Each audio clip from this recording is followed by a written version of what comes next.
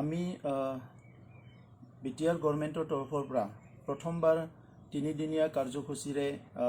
19, 20 আৰু 21 আমাৰ যি থলুৱা বা আমাৰ যি ইথনিক কালচাৰ এইটো প্ৰমোট কৰাৰ কাৰণে এটা কালচাৰেল মিট কালচাৰেল ফেষ্টিভেল লোৱা হৈছে আৰু ইয়াৰ নমেনক্লেচাৰটো ৰাগাম বুলি ইয়াত ৰখা হৈছে আৰু ৰাগামৰ ভিতৰতে দ্য বড়োলেণ্ড যিবিলাক কালচাৰ আছে এই কালচাৰখিনি প্ৰিজাৰ্ভ কৰা প্ৰমোট কৰা এই উদ্দেশ্যেৰে আমি এই 3 দিনীয়া কাৰ্যসূচী লোৱা হৈছে। এই 3 দিনীয়া কাৰ্যসূচীত প্ৰথম দিনা আমাৰ বিভিন্ন জাতি জনগোষ্ঠীৰ সাংস্কৃতিক শ্ব'কেছ হ'ব আৰু সকলো জনগোষ্ঠীৰ নিজৰ নিজৰ সাংস্কৃতিক লৈ পেলাই সেই জনগোষ্ঠীৰ কিছুমান সমল ব্যক্তিসকলে ইয়াত উপস্থিত থাকিব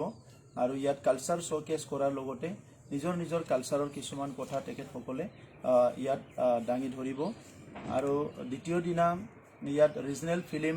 যিবিলাক প্ৰডাকশ্যন কৰিছে যিবিলাক ফিল্ম ওলাইছে বিভিন্ন ৰিজনেল লেংগুৱেজত সেই সকলৰ প্ৰেজেণ্ট আৰু ফিউচাৰটো কেনেকৈ হৈ আছে ইয়াৰ ওপৰত এটা চৰ্চা হ'ব কাৰণ কালচাৰটো আমাৰ ইয়াত ডাঙৰ এটা ৰোল আছে ছ'চাইটিটো এটা শান্তি প্ৰতিষ্ঠা কৰা ঐক্যতা গঢ়ি তোলা আৰু সকলো দিশৰ পৰা সমাজখনক আগুৱাই নিয়াত কালচাৰৰ এটা ডাঙৰ ৰোল আছে আৰু ড্ৰামা এণ্ড ফিল্ম ইয়াত ছ'চিয়েল ৰিফৰ্মেশ্যন আৰু ছ'চাইটিৰ বিভিন্ন সমস্যাবিলাক সমাধান কৰাত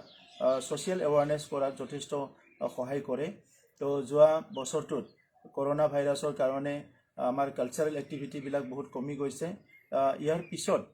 পষ্ট কৰোনা বা এতিয়া কৰোনা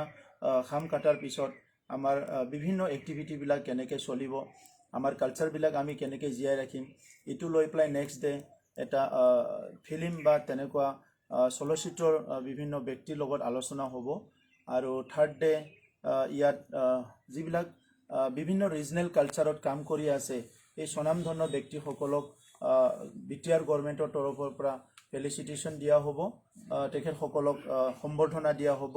আৰু ইয়াৰ লগতে তেখেতসকলৰ পৰা কিছুমান কথা শুনা হ'ব যি কথাবিলাক সেই পাৰ্টিকুলাৰ কালচাৰ বড়ো ৰাভা গাৰো সান্থালী বিভিন্ন জনগোষ্ঠী ৰাজবংশী যিবিলাক কালচাৰ আছে সেই গোটেই কালচাৰটো জীয়াই ৰখা আৰু আগলৈ লৈ যোৱাত এইটো সকলো দিশৰ পৰা কাম কৰিব। মই আশা কৰিছোঁ সকলো ৰাইজে সহযোগ কৰিব আৰু বিটিআৰ গভৰ্ণমেণ্টৰ প্ৰথম যিটো পদক্ষেপ সেই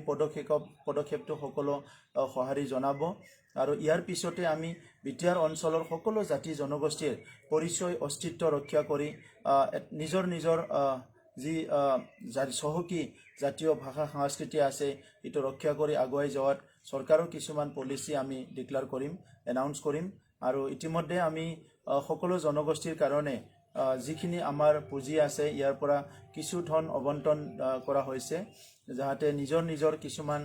অফিচ ভৱনবিলাক নিৰ্মাণ কৰি ল'ব পাৰে আৰু জাতীয় কামত সেইবিলাক ব্যৱহাৰ কৰিব পাৰে। ইয়াৰ কাৰণে সকলো জনগোষ্ঠীৰ কাৰণে অলৰেডি আমি কাম আৰম্ভ কৰিছোঁ।